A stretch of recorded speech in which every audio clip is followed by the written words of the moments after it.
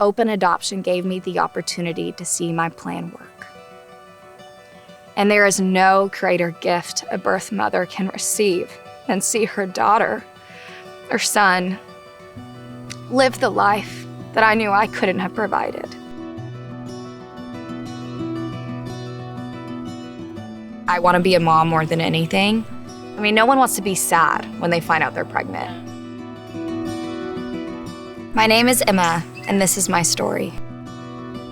I was a senior in high school, halfway through my senior year, and it was actually a really sweet season before finding out I was pregnant. And I think part of that is because I had just overcome another difficult season I'd been diagnosed with depression a couple years prior and was really working on myself and trying to get to a good place. Being 17 years old, you don't have too many cares in the world, and halfway through was when I found out I was pregnant. Of course, before you find out, you convince yourself that it can't happen to you. In that moment, when you see the 2 lines on a pregnancy test and it's not excitement and joy, and it's devastation and a lot of fear and disappointment, no one can prepare you for that moment.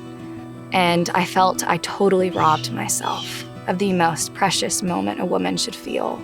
I felt guilty about that because I never wanted my child to be a source of shame or, again, disappointment. I felt so guilty that I was so sad, but I didn't know what to do. I mean, I was 17 years old. What is a 17-year-old supposed to feel in that moment? And so it was a couple weeks until we decided to tell my parents. Before telling my parents, I have 3 sisters, and I decided my oldest sister would be a good trial run.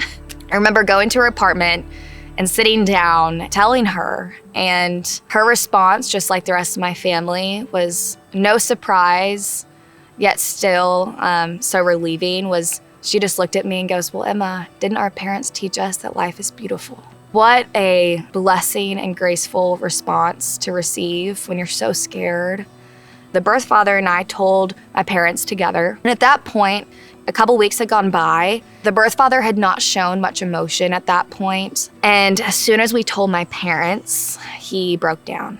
If you need to know anything about my parents, is how they responded. And their immediate response was to embrace him and hold him and tell us how much they loved us.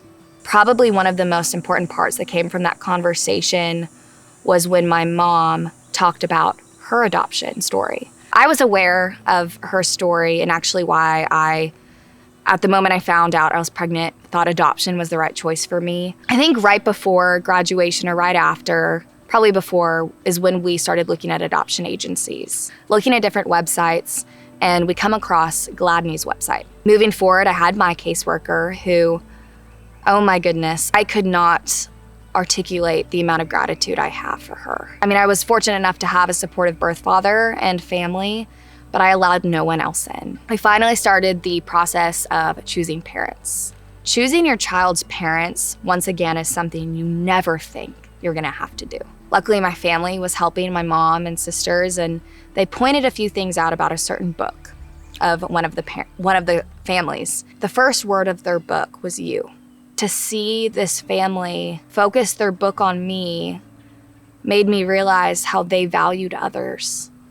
It wasn't because it was about me, but just that they understood and resonated with the weight and grief, the value of my role that I didn't see myself. That first meeting, it was so natural. I remember the oldest, who was 7 at the time, had leaned over and put his hands on my stomach and said, "Hello, baby sister." We decided for those 48 hours before signing away our rights that we wanted to be her parents. So the adoptive parents were not there, and they were very respectful of that. I think in most situations, a mother feels that bond for 9 months. And usually the father, and I've heard this is common even in non-adoptive situations, that the father just doesn't know or feel it until the baby's born. And so I think it hit the birth father really hard. And he hadn't felt that connection until that moment. And understandably, he started to question our decision because he wanted to raise her just as I did. We wanted to be her parents more than anything. So we walked through the scenario. Okay, so what's gonna happen? What's gonna happen? And I just remember asking, do you think that's what's best for her? And there wasn't a right or wrong, right? People do it and they do an amazing job, whether or not we thought it was right for her. And he said no. And he goes, I just love her so much. All I could say back was, I know, me too. But it was that answer of I love her so much that we knew adoption was the right choice for our daughter. And so when you're signing away your rights, it's not just about the legal aspect of it. It is, you're giving away the first steps. You're giving away the first word, that when she cries, I'm not going to be the one to tend to her. And so we did. We sat in the hospital bed and he held her while we both signed away. The most precious gift that we had was being parents to this beautiful little girl. And I remember that image, just weighing in my mind. It really left an imprint in my mind of watching this amazing couple, but people other than you leave with your daughter. The biggest blessing has been what has come from the open adoption and how it has given me so much closure, because as my daughter's mom put it, open adoption gave me the opportunity to see my plan work. And there is no greater gift a birth mother can receive than see her daughter or son live the life that I knew I couldn't have provided and that I chose for her. That there was so much redemption in the story that I was blessed enough to witness myself through the openness of the adoption. And two, if it weren't for the open adoption, I wouldn't have been graced with the opportunities I thought I signed away when I signed away my rights. I got to see her first step.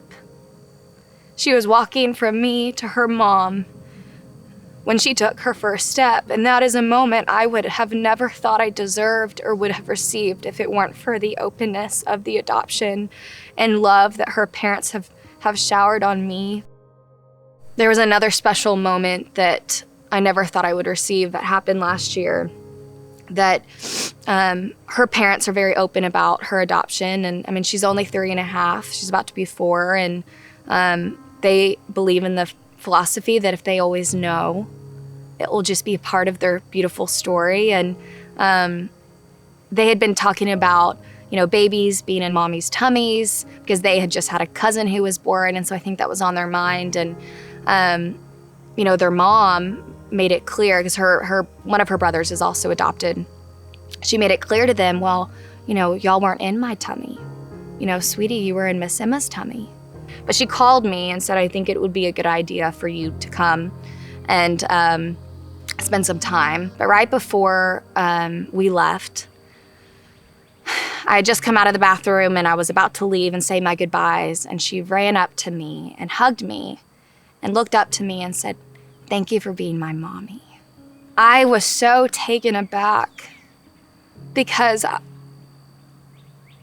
I convinced myself I was never deserving of gratitude or appreciation or of the title mom, that I was so undeserving. Her mom looks at her with such grace and love and says, isn't that right? God thinks you are so amazing that he blessed you with 2 moms. So, luckily at A&M, I met an amazing man who I'm actually now engaged to. We'll be getting married next year, which is super exciting.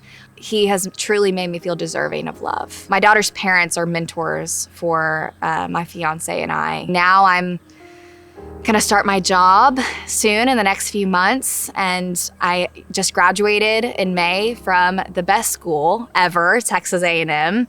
I'm a proud Aggie. I'm really proud of myself. I'm sharing my story more, and I'm able to just, share it casually. Not that it's not just as important or big of a deal, but that it doesn't have to be this negative, heavy thing, that it can be an opportunity to inform and educate people and show them a glimpse of what I believe is true love. And I'm proud to say that, and that it's selfless, unconditional love I have for my daughter. And I'm proud of her, and I'm proud of my decision. And I couldn't be more thrilled to share my story of adoption. I wouldn't have chosen open adoption if I did not think that was the best option for my daughter.